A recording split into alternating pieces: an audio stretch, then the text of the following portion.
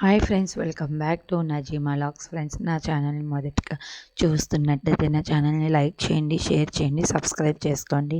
నేను mutton dum biryani first time prepare చేశాను friends. మా మదర్ దగ్గర నేర్చుకొని ఫస్ట్ టైం చేశాను. చాలా బాగా కుదిరింది ఫ్రెండ్స్. నేను ఫ్రై బిర్యానీ చేశాను. ఇంకా మా మదరు చికెన్ దమ్ బిర్యానీ చేశారు. చికెన్ ఫ్రై బిర్యానీ చేశాను. Mutton first time friends. Mutton biryani చేసేటప్పుడు మనం మటన్ చాలా మెత్తగా లేత మాంసం అయి ఉండాలి ఫ్రెండ్స్. అప్పుడే మనకి పర్ఫెక్ట్గా బాగుంటుంది. లేత మాంసం తీసుకున్నాను ఫ్రెండ్స్, కేజీన్నర. తర్వాత ఉల్లిపాయ, పచ్చిమిర్చి, టమాటాలు, కొత్తిమీర, పుదీనా అవి నార్మల్. మరి ఎంత లేత మాంసం అయినా మటన్ని ఒక 3 విజిల్స్ అన్నా కుక్కర్లో రానివ్వాలి ఫ్రెండ్స్. రానిస్తేనే మనకి మెత్తగా అయింది. నేను మటన్కి సంబంధించి మసాలా ఇంట్లోనే ప్రిపేర్ చేసుకుంటాను ఫ్రెండ్స్. అల్లం వెల్లుల్లిపాయ పేస్ట్, నెయ్యి, పలావ్ బిర్యానీకి కావాల్సిన పలావ్ దినుసులు, కస్తూరి మెంతి అన్నీ నేను దగ్గరలో రెడీలో ఉంచుకున్నాను ఫ్రెండ్స్. నేను ప్రతి ఒక్కటి పెడుతున్నాను.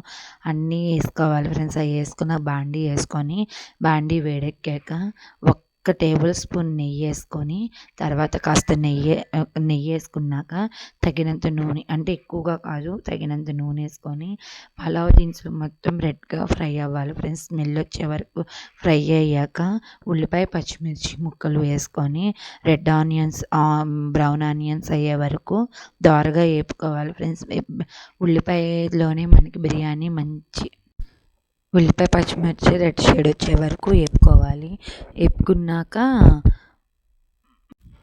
బిర్యానీకి మనం ఉల్లిపాయలు రెడ్గా వేపుకుంటేనే బిర్యానీ టేస్ట్గా ఉంటుంది. బ్రౌన్ ఆనియన్ అయ్యే వరకు ఉల్లిపాయలు వేపుకోవాలి. అస్సలు పచ్చివాసన ఉండకూడదు. బట్ మళ్ళీ అల్లం వెల్లుల్లిపాయ పేస్ట్ కూడా రెడ్గా వేపుకోవాలి. పచ్చివాసన పోయేంత వరకు అల్లం వెల్లుల్లిపాయ పేస్ట్ వేపుకున్నాక అప్పుడు కొత్తిమీర అలా రెడ్గా అయిపోయే వరకు వేపుకోవాలి. కొత్తిమీర, పుదీనా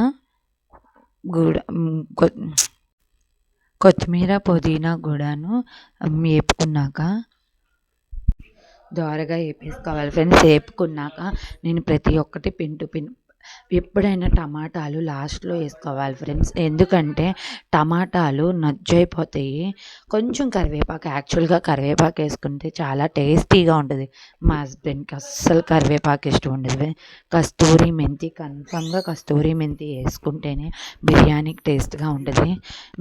పసుపు కూడా కొంచెమే, చిటికెడు పసుపు.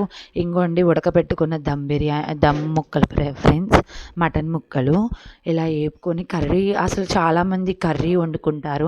అలా వండుకుండే కన్నా ఇలాగ మనం ముందు ఉల్లిపాయ, పచ్చిమిర్చి అన్నీ వేపేసుకొని కొత్తిమీర, పుదీనా ఇవన్నీ చేసేసుకున్నాక ఇలా ముక్కల్లో వేసి ఒక 5 మినిట్స్, ఎక్కువ కాదు, జస్ట్ ఒక 5 మినిట్స్ అలా మగ్గనిచ్చి చేయాలి. బిర్యానీ అన్నాక ఫ్రెండ్స్ మనం కొంచెమన్నా టేస్టింగ్ సాల్ట్ వేసుకోవాలి. మనం దమ్ము కుక్కర్లో వేసుకొని ఉడికిపెట్టుకున్నాక వాటర్ వస్తాయి కదా ఫ్రెండ్స్, ఆ వాటర్లో ఒక 2 మినిట్స్ అలా మగ్గనిచ్చామనుకో ఫ్రెండ్స్, అలా మగ్గనిస్తే కనుక ఫ్రెండ్స్ చాలా బాగా ఉంటుంది ఫ్రెండ్స్. అసలు చాలా బాగా టేస్ట్గా ఉంటుంది. చాలా టేస్ట్గా ఉంటుంది ఫ్రెండ్స్. ఎప్పుడైనా కానీ మటన్ కుక్ చేసుకున్న వాటర్ పోసుకోవాలి. నేను కరెక్ట్గా 6 గ్లాసులు బియ్యం పోసుకున్నాను, అంటే కేజీన్నర. అప్పుడు నాకు 6 గ్లాసులకి 12 గ్లాసు వాటర్ పోసుకున్నాను ఫ్రెండ్స్. చూసారా ఫ్రెండ్స్ ముక్క?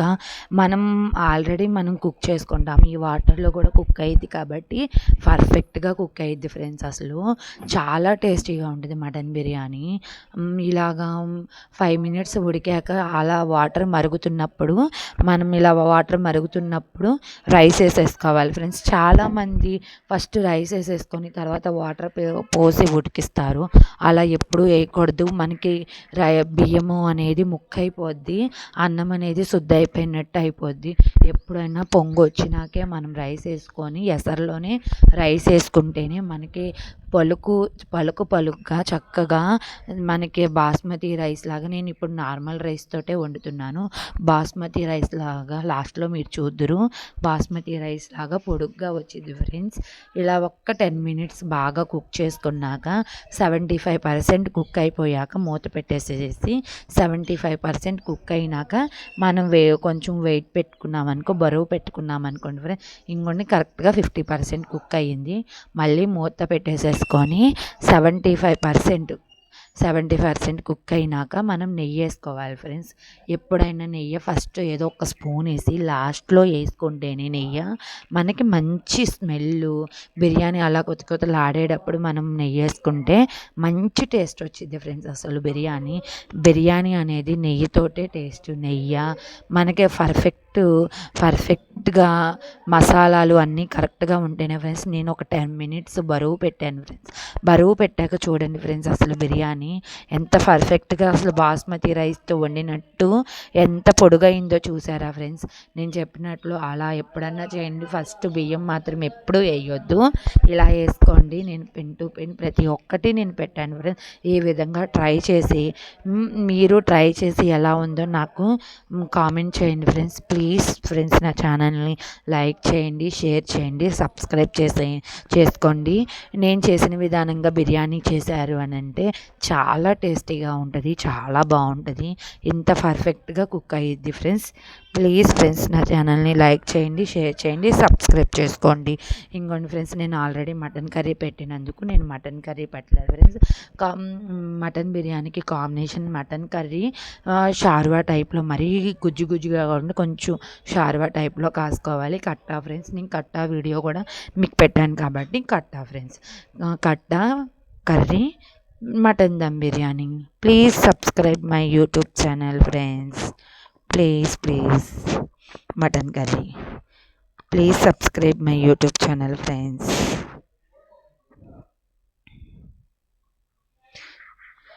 ఫస్ట్ టైం అయినా ఎంత బాగా కుక్ అయిందో చూసారా ఫ్రెండ్స్. కర్రీ మొత్తం నేను ఆల్మోస్ట్ అన్నీ పెట్టేసేసాను ఫ్రెండ్స్. మళ్ళీ ఒకసారి చూడండి. కర్రీ, మటన్ అన్నీ చాలా టేస్టీగా కుదిరింది. నేను టేస్ట్ కూడా చేశాను ఫ్రెండ్స్. అసలు please subscribe my YouTube channel friends. First time అయినా బిర్యానీ చాలా పర్ఫెక్ట్గా కుక్ అయింది ఫ్రెండ్స్. మీరు కూడా ట్రై చేయండి ఫ్రెండ్స్.